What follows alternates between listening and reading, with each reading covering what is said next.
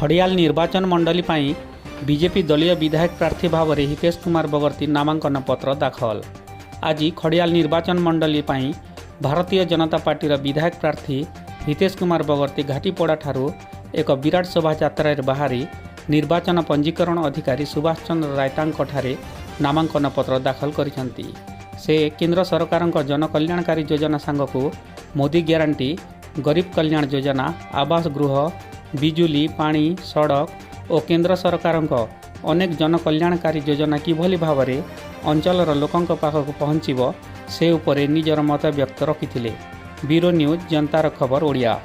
कल्याण निर्वाचन मंडली मरुड़ी प्रवण जिला, दादनपुर जिला, समस्या बहुल जिला कल्याण निर्वाचन ये जो समस्या समाधान पर भारत वर्ष प्रधानमंत्री जो जनकल्याणकारी योजना करते लोक पाखे पहुँची लोक पूरा विश्वास रही भारतीय जनता पार्टी लोक भोट देवे। आउ 24 वर्ष नवीन पट्टनायक सरकार दुराचारी सरकार शिशु अपहरण होती, नारी निर्यातना होती, अपराध क्षेत्र में 1 नंबर ताकू लोक विताड़ित करके भारतीय जनता पार्टी सरकार अभिस्थापित करेंगे ये विश्वास लोक रही।